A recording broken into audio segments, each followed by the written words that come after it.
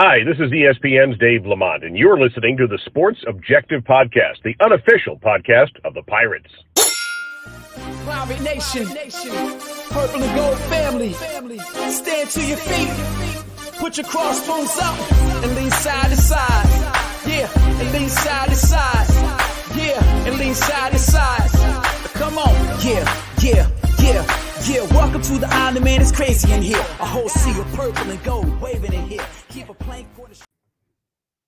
Welcome into the Sports Objective as we're here the first day of December, which means we're past Thanksgiving. And Bubba, very excited to have our next guest on because that means it's college basketball time. Absolutely, Dave. Always enjoy having Mike DeCourcy from the Sporting News as well as the Big Ten Network on the program. Mike, how are things going? Bubba, Dave, it's great to be with you again. Things are going well. I got a chance to be at Mackey Arena on Tuesday night, and that was the first chance I've had in nearly 2 years to be in a true home court environment for a college basketball game. So hard to complain, and not many better than Mackey if you're going to jump back in. No doubt about it, Mike. Right now, we're right in the middle of the ACC Big Ten Challenge. I know you work for the Big Ten Network. What are your thoughts on, I guess we can talk last night, big game with Ohio State and Duke. It looked like Duke was going to win the game, and Ohio State pulled it out there at the end. What was it, 12-0 run? It's funny because I don't expect that the ACC in general is equipped to have a great year, not one of their vintage years.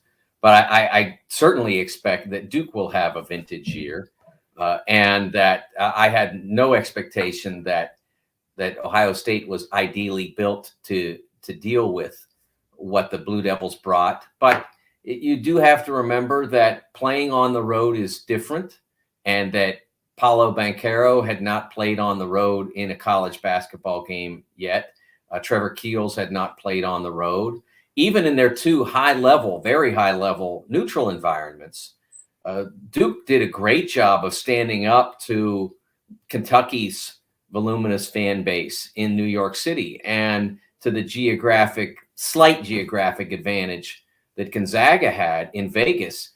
Duke fans, I thought if you rated who had a bigger percentage of the crowd, I thought in both of those environments, Duke had the edge. And so this was a true new experience for those guys.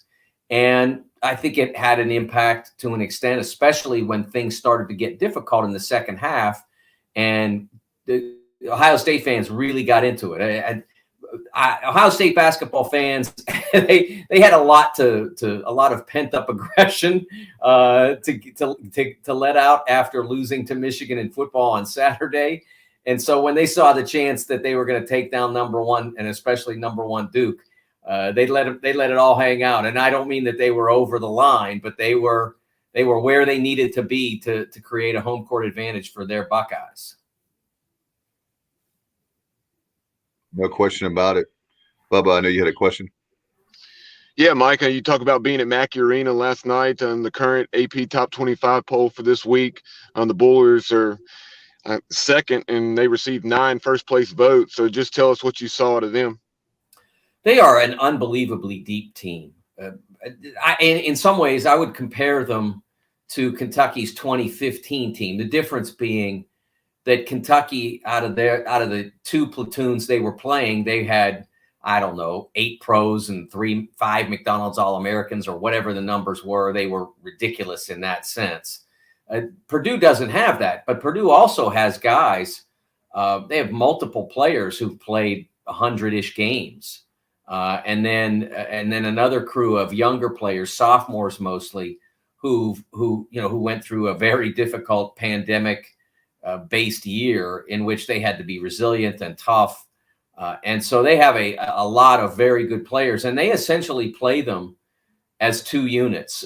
There are some players who interchange through that, but you will almost always see Isaiah Thompson and Zach Edey, the 7'4" center. Isaiah Thompson, the point guard, Zach Edey, the center. You'll always see those 2 guys together, and then the second unit, Eric Hunter and Travion Williams at center.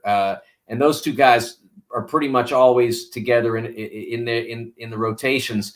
and then you see as much of Jaden Ivey as you can get. Jaden Ivey, if you haven't seen him yet, do it. Jaden Ivey is, when you talk about basketball athletes, you talk about the dynamism that particular basketball players have.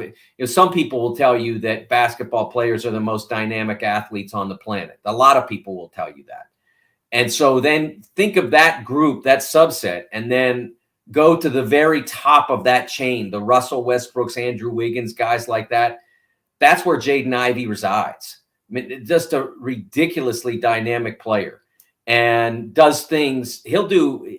Last night in the Florida State game, he did maybe 3 things in the first 10 minutes that just absolutely dropped my jaw. And some of them may have been subtle. Not all great dynamism is flying above the square and throwing down a dunk. Some of it is the way you move and the moves you make that no one else can do. And that's something that they have that will be a difference maker for them. They're not just a good, solid team with a lot of veteran guys that do all the right things and play hard on D, like you might picture with Purdue, their traditional program. He gives them a level of dynamism that has been not only rare in their program, but rare in college basketball, period. And Mike, we'll come back to the Big Ten in a minute. Obviously, you cover that league very, very well. And of course, the sporting news with college basketball. Let's talk, if we can, with our local team, East Carolina and Greenville, with Joe Dooley. I remember, I think the first time or second time we had you on, you told Pirate fans to be patient with Joe Dooley. And we have Joe Dooley 2.0 as he comes back for the first time in the 90s. What's your assessment? I know there's been a lot of with the roster overhaul we had a couple of years ago, and there's been kind of that again this year. What's your take on the Pirates for this season? Well, it's still, remember, this is one of the most challenging jobs in college basketball. It does not have a great tradition generally, and what little tradition has been accomplished, has been mounted, was mostly in lower level leagues. It's not been, they've not had great success, especially as the basketball program has followed the football program into higher leagues. I totally get why, that unlike a lot of schools in North Carolina, football has been traditionally very successful for ECU, but not basketball, not as successful. And just about every time they've started to get something going, boom, they were in a new league, and all of a sudden they had to start over and play against a higher level of competition. And so now they've at least been stable in the AAC for a while. And being frank, the level of competition in the AAC will decline at some point in the near future. I don't know when. I don't know when Houston and Cincinnati will leave. But when they do, it will not be as difficult a league for someone like ECU. So if you build some success, just try to get to 500 in the league this year, something like that. If you can do that, then you can be ready when UCF and to a greater extent Cincinnati and Houston vacate the conference.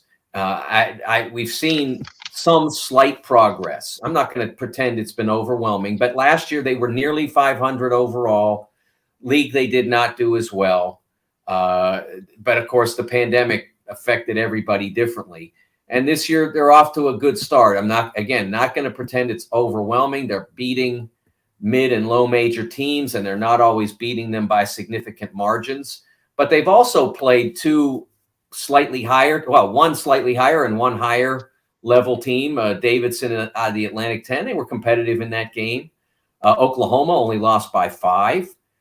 So they've been solid in those. So I think you have to hope that this is the year when you step forward, maybe not all the way to 500, but at least to that neighborhood in the conference. And if you can do that, then you're positioned maybe to move forward into next year with the post Cincinnati Houston era with some level of confidence that you can be successful.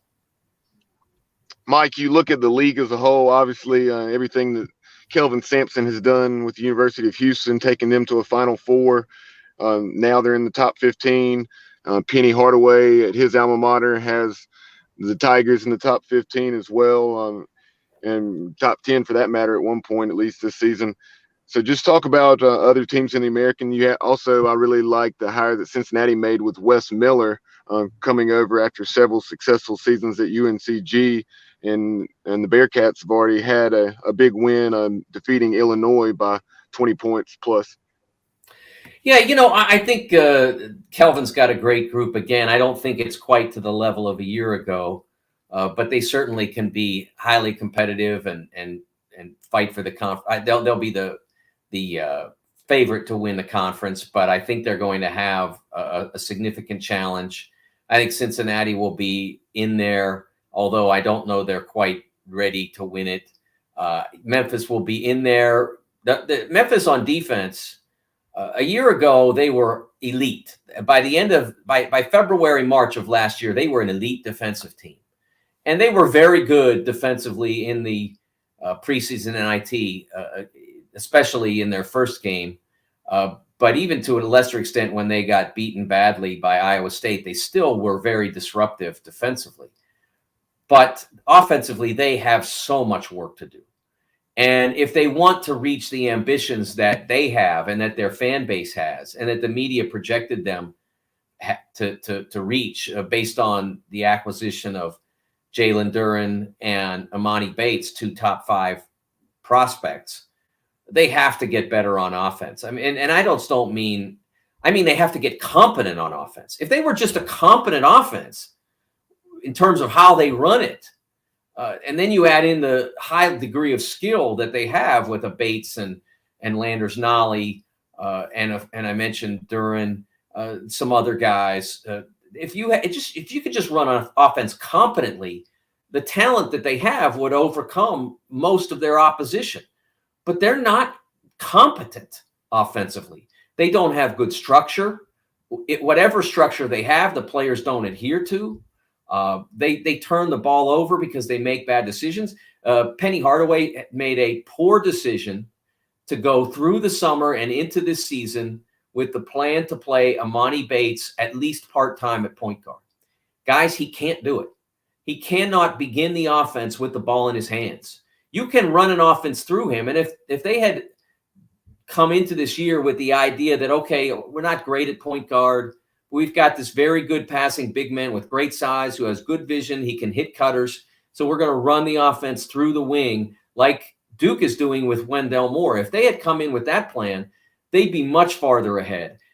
They've now seen, and I don't know whether they're going to make this judgment or not, but all of us have seen that Amani Bates as a pure point guard bringing the ball up is a disaster.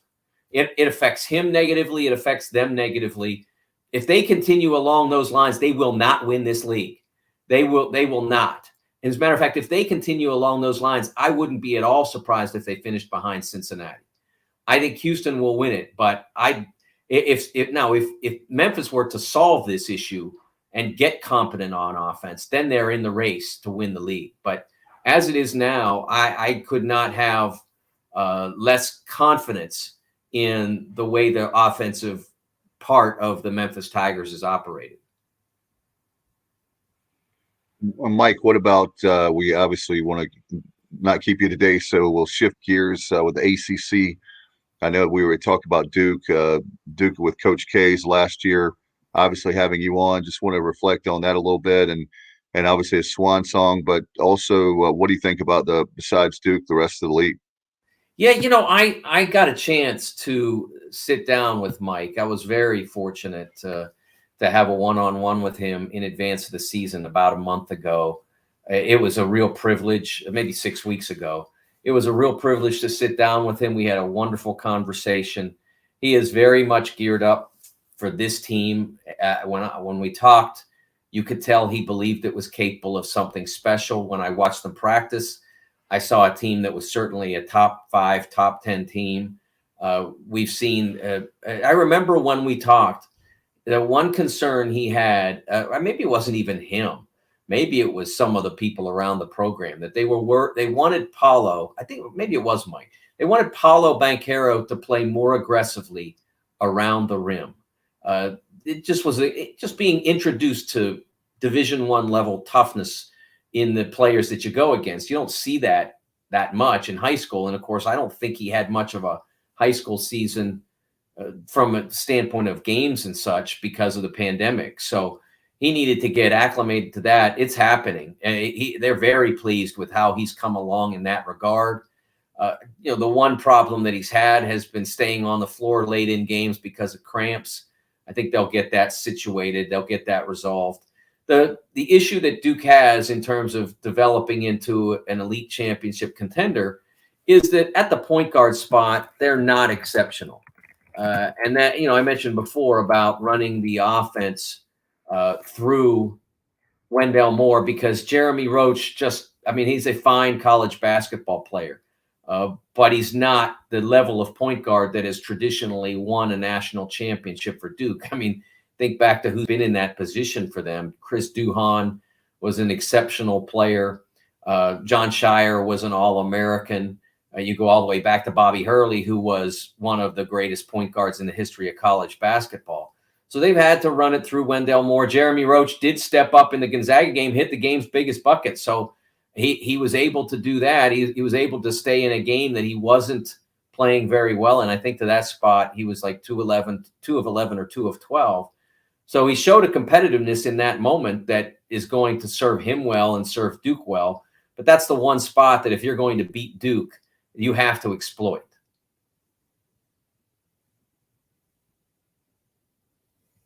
As far as the rest of the league, what is your things?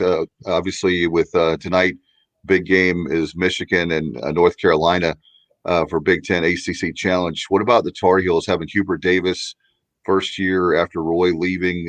I know that's got to be emotional for a lot of Carolina fans, and certainly it's so different now not seeing Roy on the sidelines.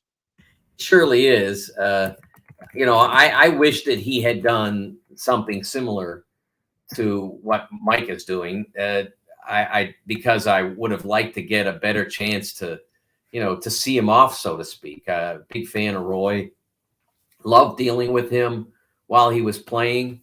I do think that there was going to be a natural transition early, and they played some difficult games. And so, losing to Purdue, as I've mentioned before, is not a major problem. And, losing to Tennessee wasn't really either, except the margin by which they lost. And that team shouldn't be losing by 17 points to a Tennessee team that is, it's top 25 worthy, but not extraordinary. They shouldn't lose by that much. They really struggled to defend in that game. They allowed Tennessee to shoot better than 50% from the field and better than 40% from 3-point range. They did not defend well enough. They certainly didn't defend at the level that Hubert's going to want. But there's still plenty of time for them to make progress. And Michigan is an interesting opponent because Michigan has had many of the same problems that Carolina has. So they're not facing a team that's coming in with any greater degree of confidence than they are. There's still a really strong roster there. Armando Bacot is a big-time player. They've got a very good point guard in Caleb Love. And I think eventually they'll figure out how to use Dawson Garcia and make him more of a showpiece of their offense, because I think he's really gifted. I watched him play a lot. I do some stuff for Fox on the Big East, and so I watched him play a lot last year, and I think he has a lot of potential that Carolina hasn't unwrapped yet. So there's certainly plenty of talent there, and they'll get it figured out. And the advantage that, we're mentioning Carolina and Duke, the advantage that they have is the league overall is not strong. It's not a great vintage ACC, as I mentioned before. I think that you have some potential at Virginia Tech and Virginia. Syracuse will get better than they started. They always do. They always.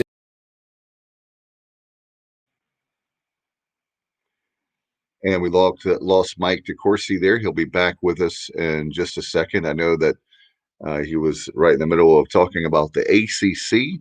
a down year, as Mike said. I've heard that from a lot of experts this year. So for ACC fans watching right now, it looks like that Duke and North Carolina will definitely have it. In fact, Jaden Gardner going to Virginia looks like they're going to have a down year with Tony Bennett's club as they won the national championship, as you know, 2 years ago. So we'll see how that plays out. But certainly, I know that people are talking about the ACC and, of course, around here, and we love the AAC. Mike, we're bringing you back in. Apologize, my internet cut out there for a second. No doubt. I know you were talking about Syracuse is where we lost you. Yeah, they always improve. It's just a question of how much potential do they have. I don't think this will be an elite Syracuse defense, but offensively they can be great. They really shoot the basketball well, and so they'll be stubborn and difficult to play against defensively, but they'll beat you with their offense as they did Indiana in one of the first games of the ACC Big Ten Challenge. So I think that you're looking at a year that Duke and Carolina, if they really hit their stride, can do very well from a number standpoint. And I think Duke has already done really well in the non-conference. They've beaten 2 top 10 teams. I think it'd be good for from the Carolina standpoint. I think it'd be good for them to pick up some big victims in December because you won't have a lot of those opportunities in conference play. You'll have the 2 Duke games, but not a whole lot of other top 10 level games.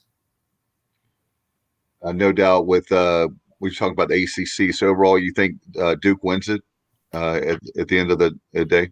I do think they will. It's interesting. They do not have a great recent history of winning the league. They're always right up there and competitive, but then Virginia has a great consistency. I think it's also helped Virginia in some of those races that the schedules haven't been balanced so well, and that because of the traditional rivals, Duke's schedules have tended to be harder in that period when they weren't doing, and I'm talking about the league schedule, when they weren't winning the league and Virginia was. I think, Virginia has been extraordinary, and in 2019, won the championship. In 2018, they were the best team in the country. So it didn't matter really the schedule, but there have been a few years when the schedule's been a slight advantage for Virginia and a slight disadvantage for Duke, and that's made a difference in the race. Mike, just transitioning to the national picture, during the first 3+ weeks of the college basketball season, what are some things that have caught your eye? One of the major stories of the all season in terms of coaching changes. You had Chris Beard leaving Texas Tech, a program that he guided to a Final Four, taking over at the University of Texas. They're off to a solid start, ranked in the top 10. So what are your thoughts on that program, and then maybe some other things that have caught your eye? Well, I think Texas is a perfect example of what the whole broader picture is. They're a microcosm of what essentially the national picture is. And, when I do my preseason rankings, I've done them for 25 years or whatever. You always had a picture. Okay, you knew, all right, this team was going to bring back 3 regulars. And then maybe a guy that came off the bench is now going to have to be a starter. And maybe they're bringing in a freshman. We have a good idea of what he's going to be because we saw him play at the ABCD camp or the Nike camp or at the Peach Jam eventually. And so we'd have a good idea of how good the starting 5 could be. And so you'd make your projection based on that. And for years we've done that. And now this year you come in and Texas is a perfect example. You got 2 guys who were in the rotation last year and everybody else transferred in. I mean, how do you know? How do you know how they're going to respond? You know that Marcus Carr is a really talented player. You've seen him do things, but you've never seen him on a successful team ever. He played at Pitt. They were awful. He played at Minnesota. They tried really hard to be very good, but they never could quite get over the hump in a really deep league. And now he's at Texas, and everybody wants to be the point guard on a top 10 team. Maybe, maybe not. I mean, those are the questions you have to answer in the preseason. And I think we've seen played out in the first 3 weeks of the season. When Texas went up to Gonzaga, they just weren't ready to play a game like that. They barely knew who each other were. So that's kind of, with the exception of a Purdue, with the exception of Villanova and UCLA, pretty much everybody else is almost entirely a new team. They have a couple of guys left over. And now in Gonzaga's case, those couple of guys were the best player in the country, Drew Timme, and the point guard who started for 3 years, 2 at Florida and 1 at Gonzaga, and it went all the way to the national championship game. But the rest of those guys are just trying to fit in and figure it out.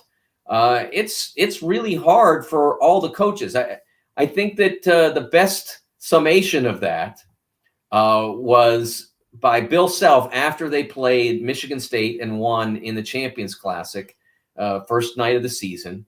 And he said, "We have no idea what we're doing, and we're hard to scout because we have no idea what we're doing." So you can't say, well, we're going to take this away, because they don't even know if that's there. So that's kind of the way the first month has gone. It'll be interesting to see if that gap that Purdue has, that Villanova has, will be closed by teams as they learn each other and get comfortable with each other and get comfortable with their coaches. Will the advantage that you have being an experienced veteran team gradually wane as all these transfer and freshman-based teams start to coalesce? Mike, as far as I know we're running out of time with a few minutes we have left with you, but a couple more questions. Putting you on the spot, do you have a Final Four who you like coming up in April? Well, I never project a Final Four because you might say that you like this team, that team, and then 2 of them wind up in the same bracket. But I think the most likely number 1 seeds that we'll have will be Purdue, I guess presumably in the Midwest, which would be Chicago, which they would love. It's only a couple-hour drive. You will have Duke in the probably in the South region. You'll have you'll have Gonzaga in the West, obviously, and then that last spot up for grabs: Texas, UCLA, maybe Villanova if they dominate the Big East. Those are some of the contenders you'll have. Kansas will certainly fight for that if they could catch. A lot. If they could take down Texas in the Big 12, they'll be in the hunt for that. I think that there'll be a lot of teams fighting for that 4th one, which I guess presumably would be the East. So I think that'll be. I think those are the teams that you're looking at in the picture of teams that have a shot at a 1 seed. I'll be surprised if 3 of those. If Duke, Purdue, and Gonzaga all don't have 1s by the time we get to March, I'll be surprised, as I think there is a separation there. Mike, shifting gears, obviously when we have you on the program, we're generally talking college basketball like we have thus far, but you've written numerous articles on the college football playoff and that situation with the Cincinnati Bearcats, doing anything and everything they can to find their way into those 4 teams. So they're currently number 4. You have UGA, obviously number 1. Michigan coming off that huge win over Ohio State. That was a long time coming, number 2, and then Bama, number 3. Cincinnati has the conference championship game against Houston. Oklahoma State, who's number 5, has the Big 12 championship game against Baylor. How do you see things playing out if Cincinnati wins, and then also if Oklahoma State takes care of their business in the Big 12 championship game? Do you see them jumping the Bearcats? I don't have any trust at all in the committee. I don't think that that's a fair process. I don't think it's a just process. I don't care for the way they handle it. And I think that you can see in the construction of the top 4, you can see them clearly setting Cincinnati up to fall. Now, I know Houston's got 11-1 record, and I haven't seen them play. I don't know how good they are. And I assume that they're pretty good based on winning 11 games. It's not easy to do. And I don't assume that Cincinnati will blow out a team that's 11-1. We'll find out. But I can see them setting them up, because if the committee were actually grading on performance, there is no way on earth that Alabama, after that horrendous performance against Auburn, I mean, needing a freaking miracle to win the game, needing Auburn to screw up not once but twice on time management at the end of the game, and then Auburn to turtle instead of going for 2 after the first score in overtime, when they should have gone for 2 and said, like, put it all, put the whole stack of chips on this play, because the odds of us outlasting a team that's clearly better than us are not good. Nope, just kick the point. Maybe we'll get lucky and they'll fumble or something. So Alabama needed all of that to win another game by less than a touchdown. I mean, they've done it against LSU, which isn't very good, Auburn, which isn't very good, Florida, which isn't very good. 2 of those teams, are changing coaches, and they couldn't manhandle them. So what they're setting it up for clearly is to say, with Cincinnati being at the 4, is that if they don't overwhelm Houston, and Oklahoma State wins by 10 or more, boom, put them up, drop the Bearcats, and do it that way. So I don't think that we have in college football a championship. I call it the College Football Invitational for a reason. There is no other sport. You find me another sport on the planet whose championship is decided by a group of people getting in a room and inviting all the participants. No one else does that.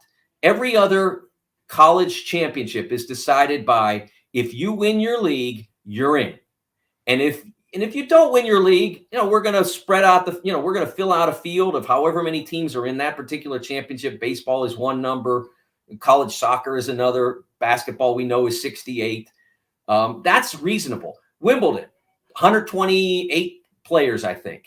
If you are ranked X number, whatever the number is, you're on that list. You're in. You're not. They can't keep you out. You're in. And then, okay, I don't know. Let's say Roger Federer had a bad ankle and couldn't play for 6 months, so his ranking isn't where it needs to be. Well, that's okay. We can invite Roger because we know he's great. That's what Wimbledon does. Masters does the same thing. But in college football, we think these are the best 4 teams, so we're going to do that way. That's just garbage. And I don't think I don't think that there's any consideration other than these are the 4 biggest name teams that we can get in this deal. That's the number one thing. Who are the most famous, best attended, best viewed on television teams that we can get in this deal? And that's who we'll put in the show. I couldn't have less respect for the process. And I am not optimistic about Saturday. I allowed myself on the first show of 2021, I allowed myself to think, maybe they'll do the right thing here. And then on the first show, I think they had Cincinnati ranked 6th. So I have now disabused myself of the notion that they'll ever do the right thing. I'm not getting my blood pressure up. I'm like you. I'll believe it when I see it. My gut says that they put the Bearcats at 4th so they can, kind of legitimize what they're doing in the process, and that, they were in there and they just didn't make the final cut. Exactly, and it's a shame because Cincinnati's done amazing work. They have a victory over a top 6 team. They're the only ones that have that right now. If Georgia succeeds on Saturday, they'll be a 2nd. But they're the only ones that have that right now. And it still hasn't moved the needle in the way that it should. If it had, they'd be 3 right now.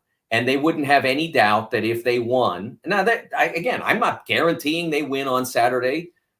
Houston may be a really strong opponent that they can't overcome for whatever reason. But they shouldn't have to do more than just win. There shouldn't be any debate about that. But I was driving out to the grocery store a bit ago, and I had on ESPNU radio, and I heard them talking about the possibility that Oak State could pass them. And I'm like, this is exactly the way it's set up for Cincinnati to, win by 3. And that's not good enough. You gotta make an impression and then drop them. Mike, I know we've gone a little over time. We had fun with you as always. Hopefully we get you back on during the season for as far as the conference season, that is. Thank you so much. And how can people follow your work? Well, you can follow me on Twitter at TSN Mike. You can also go directly to sportingnews.com. There's a whole page with all my articles. And as well, we have on January 9th, the first episode of Big Ten basketball and beyond. And throughout January and February, you'll see me on Fox Sports doing the bracket projections. And each Sunday, I believe, you'll see me on Inside the Big East with an insider segment on Inside the Big East each Saturday, each weekend, let's say, because different people run it at different times, I think. Each weekend in January and February, you'll see Inside the Big East. As always, we enjoy the visit. Thank you so much. Happy holidays to you. Wish you the best, and we'll have you again on early 22. Sounds great. Happy holidays to you, Bubba and Dave. Great to talk to you. All right, take care. Bye-bye. Appreciate Mike DeCourcy there, Bubba, as always. Love that guy when it comes to college sports. I know that I was a Sports Illustrated guy growing up, but one of my best friends he turned me on to the Sporting News, and they really do a great job there as well. Looking forward to having him back on. It'll be interesting to see how we're talking about the college football playoff, Bubba, and that's interesting. That'll be fun to see. Also, what's been fun this week is a coaching carousel. I know that hearing that today, I know that there was an announcement with Coach Kelly, Brian Kelly, going from Notre Dame to LSU. At 90, I think it's $9.5 million for 10 years, so $95 million, maybe more than that, Bubba, for LSU. Just amazing, the money. Hey, Bubba, I was going to ask you this. I thought that college sports, we were broke.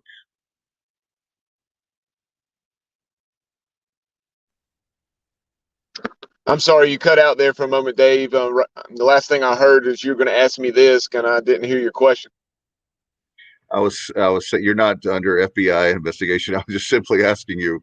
I thought that I was saying that after these big coaching deals here with Lincoln Riley going to USC and Brian Kelly going from Notre Dame to LSU over like $95 million or more, I said I thought last year we kept hearing about how all of college sports, how everybody was broke. Yeah, that's something I've heard a lot of sports talk radio folks laughing about over the last few days as far as everybody, making the cuts with COVID. And one of the cool things, a neat story tied in with that, and that's something I'd planned to bring up anyway, so now's a natural time to do so, and that is what Jim Harbaugh is doing at Michigan. You may have seen that. He coaches, obviously. They hit different incentives when they win conference championships and so on and so forth. And Coach Harbaugh and Michigan have obviously had a stellar season. So he will be receiving plenty of incentive money, for probably winning double figures in games. I don't know exactly how his contract is structured, but for playing in a Big Ten championship game, probably playing in a college football playoff unless they were to fall to Iowa and be knocked out of contention. But when you take a look at it, Coach Harbaugh, that will be probably in excess of $1 million, those bonuses, and he is giving that back to the university and the athletic department to redistribute to the employees who were forced to take COVID cuts. So that's noble on his part, and he was receiving a lot of praise from around the country for doing so. Yeah, I mean, most coaches would never do that, and I think that there's people that hate on Harbaugh too much. I actually like him. I know that sometimes it maybe way he carries himself, I don't know, people may not like it or whatever, but I really like. I'm not gonna go down too much of a tangent on that, but I really like Harbaugh, and this is another example of that. And I called it. I'm not a Michigan fan, but I just had a feeling about this year with Michigan State, and the fact that Ohio State had already lost to Oregon. No offense to Oregon, but I just said, hey, if there's going to be a year that Michigan does it, and I'll tell you another reason, Bubba. I'm really sick and tired of hearing, and I'm not a Michigan fan, about how Jim Harbaugh can't win the big one. Like if you listen to sports talk, it's ad nauseum. They keep talking about it over and over again. And again, make it very clear, I'm not a Michigan fan, but I do like Harbaugh, and I thought that was a finally good to see to get the cliche, the monkey off his back. Yeah, definitely. Forget a monkey. I mean, that's a dang massive gorilla that was on Jim Harbaugh's back. I think 10 years, man. They had lost 8 consecutive games, and in that series to Ohio State. I think 14 of the last 15. So that was long overdue for Jim Harbaugh and the Wolverines. And you saw the celebration on the field. Yes, Yeah. that has happened at other times in that series history, but that's atypical. And the celebration that took place on the field of the Big House certainly reflected just exactly how big of a gorilla that was on Jim Harbaugh and that program's back. But kind of moving on from that. Some of the other coaching vacancies around the country. There have been 23 coaching vacancies. 15 of those have been filled. The 2 that really stand out among the 8 that are currently open, obviously Oklahoma and Notre Dame. Lincoln Riley parting for SC, and then Brian Kelly leaving South Bend for LSU. Yeah, Bubba, those were really big jobs, and I know that you sent us from Instagram the reason why. Everybody's like, why in the world would Lincoln Riley leave Oklahoma, leave Norman? It's called money. I mean, are you kidding me? Let me do my Bubba. Are you kidding me? I think it's something like $110 million. They bought both of his houses in Norman, over $500,000 over market value. They bought him a $6 million home in LA. That's still a very nice home if you think about that. And a private jet the family can use anytime they want, unlimited access. Notice I said unlimited access to a private jet. Who in their right mind? And I'm not against Oklahoma, but there's a reason why they did it. They want that. And the other thing is, if I'm Lincoln Riley and I'm going to, and people have talked about it, but I thought that was my first thought.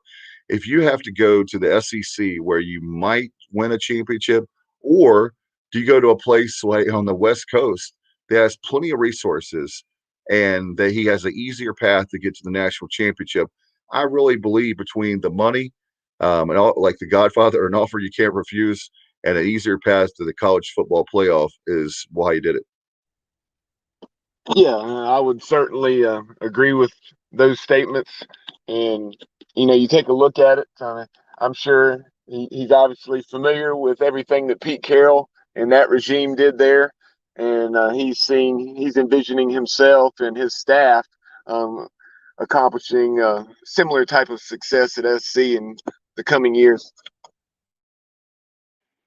And yeah, I mean, that you think about that league, USC, in a college football fan like I am and you are, obviously, Bubba, that goes without saying, you want USC to be good. You want the Trojans. There's certain schools you want to be good.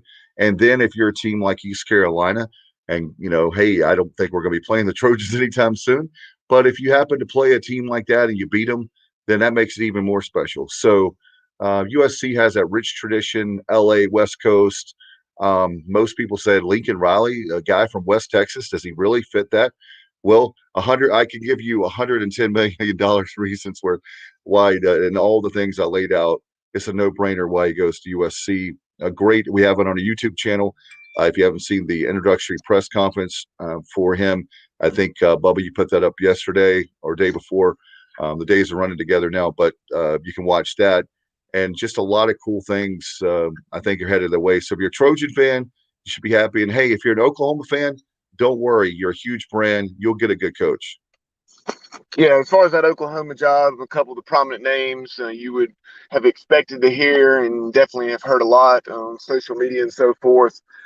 Josh Heupel, Tennessee head coach, former Oklahoma quarterback that led the Sooners to national championship under Bob Stoops. He had also been an OC there. They did have to part ways during his time as OC with the Sooners. And then longtime Oklahoma defensive coordinator Brent Venables, and now longtime Clemson defensive coordinator. He's a natural for that job as well, and it'll be interesting to see who they end up hiring. No question about it. That's going to be great. Hey, Bubba, the American Conference obviously knows who Luke Fickell is, and so does America, with Cincinnati right now inside the top four for the playoff for the CFP. One of the names I'm hearing as of yesterday, his name is mentioned a lot, of course, for some vacancies, but the one I'm hearing a lot recently would be from Cincinnati to Notre Dame. And guess what? That's what the last coach of Notre Dame did, if you don't remember. Brian Kelly was at Cincinnati and went to Notre Dame. And here's a chance for Luke Fickell, man. If you, I know people don't like Notre Dame, but man, if you could coach at Notre Dame, a national brand, where you have a legitimate shot to make the national championship every year, even as an independent, why not take it? Absolutely. Obviously, with the success Coach Fickell's had there at Cincinnati, he's a prime candidate. And something else that makes him a prime candidate is his connection to the Catholic Church. And I've seen that cited by numerous sports writers and people, beat writers for Notre Dame, saying that would make him an even better hire, because that's something that they're trying to kind of reestablish that connection there throughout the Midwest and nationally. No doubt. And he's obviously very close. He knows that footprint as far as recruiting is concerned, or right around that area. So, but Notre Dame is a national brand, no doubt about it. But he would have a lot of kids from Ohio and some kids, I guess, if you want to look at their Kentucky, Indiana, all those kids are Illinois. He could do a great job in addition to the national footprint that is. So we'll see who gets that job. And obviously locally in North Carolina, the Duke job is opened. And I know that Todd Monken is up there in Army at West Point, but he's a name that is the last few days is really catching on steam. And Jamie Chadwell at Coastal Carolina, the two, I know you put that in the group chat earlier, and those are the two names I've been reading. Yeah, those are two names. Definitely used to doing less, doing more with less, because they're in situations, where they're fighting an uphill battle. But kind of also, at Coastal Carolina, Coach Chadwell employs a very unique offense that could be an advantage for Duke. And another name, in addition to Chadwell and Monken, that I've heard associated, and this isn't surprising, is I believe he's a Mississippi State assistant coach now. I believe he may be assistant head coach and maybe a passing game coordinator or something of that nature. And that's Steve Spurrier Jr.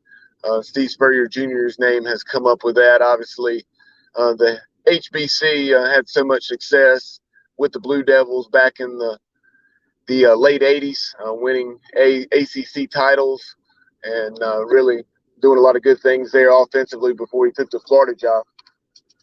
Yeah, the last ACC title Duke won was in 1989 with him. So that would be that's a new. I didn't know that until you mentioned that, but that makes perfect sense. To get old dad to come in there and look what his dad did. And you have if you have your dad, just like we had Skip Holtz, having Lou Holtz a phone call away or very close, same thing with dad coming and helping you out at the team. That's where you got to start as head coach. So makes perfect sense to me. When I think of that with Steve Spurrier Jr., and that it kind of reminds me of the Shane Beamer hire at South Carolina. Shane Beamer, he had not been a coordinator on the offensive or defensive side. I think he may have been a special teams coordinator, but he had coached a lot of different positions, had some very good experiences at Shane Beamer, that is, at South Carolina and Virginia Tech, Georgia, Mississippi State, Oklahoma. I think Steve Spurrier Jr. is much the same as far as having a variety of experiences. And I do not think he's been an offensive or defensive coordinator. I think he has been an assistant head coach. So a lot of appeal there, and definitely someone that I would want to interview if I was Duke. No doubt about it. It's going to be fun. Nina King is the new AD as of September. So she's been there just a couple months, but a lot of experience there at Duke, and I know she'll do a great job in Durham. And she's had a few already. She's already had to make above a huge one with John Shire. So we'll see with replacing Coach K next year, and now a new football coach, women's basketball. So she's had her work cut out for her. But I guess there's a better way than to be thrown into the fire, right, man? No doubt. And Bub, I'll pitch it to you now with to promote the bowl. And obviously, we got a lot of great shows coming up with that over the course of December, as our game will be December 27th, right? Yep, and you mentioned upcoming shows, so I'll touch on that first. Tomorrow, we'll be talking to John Laser, the play-by-play voice of the Virginia Tech Hokies. Obviously, they just made a hire after parting ways with Justin Fuente. They hired Penn State DC, a guy that had a lot of background with James Franklin, not only there in State College, but also at Vanderbilt. He had been an assistant head coach and a defensive coordinator at multiple stops. And also worth noting, and probably even more so than what I've already mentioned, is he had been at Virginia Tech, I believe, for 4 years, 95 to 98, under Bud Foster. So that's something that made him very appealing to Hokie fans and that administration as well. And he's got nearly 30 years in the business and a little over 50 years old, 51 years old. So he's seen a lot, and we'll see how that hire pans out for Virginia Tech. And then also we'll be catching up with DG. David Glenn will join the program tomorrow night. And then Dave mentioned the Military Bowl. Pirates will be playing an ACC opponent. A lot of signs point toward Virginia Tech. We'll find out for sure after the ACC championship game between Pitt and Wake Forest is played this weekend. So if that does, in fact, turn out to be the case, the Pirates and Hokies squaring off at Navy Marine Corps Stadium on December 27th, that will be a tight ticket. I know the Pirates have sold well over 1,000 in just, that first 24 to 36 hours. Hopefully we'll see an updated number here in the next day or two from East Carolina. Some folks within the administration, indicated that they would be pleased with 5,000 or 6,000. I think personally that would be disappointing. Obviously, I'm sure he may have John Gilbert was referencing sales through East Carolina and not people going through other sources, and that's very important that you go through ECU so we get that financial kickback from the purchasing of the tickets.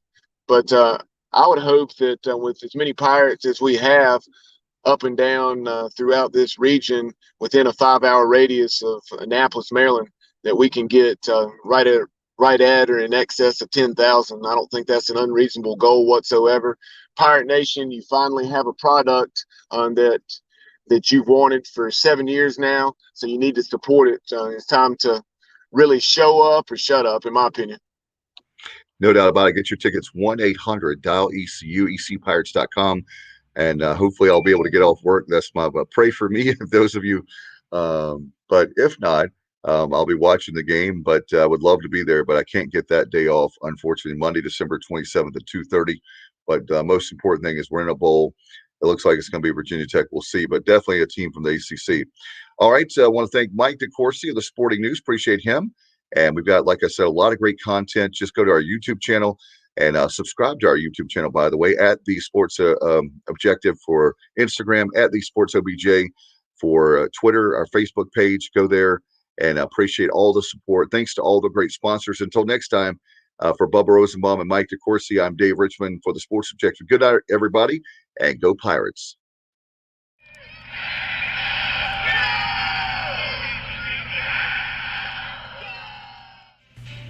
Yo, what's going on, y'all? This is Udon Cheek, assistant track and field coach at East Carolina University. You are plugged into the Sports Objective Podcast. If you are a fan, you are plugged into the right place. And if you're really a fan, you will share that link. My heart is purple and gold. I'm a pirate down to my soul. And I don't back down, not at all. Find out when the cannons explode. Boom!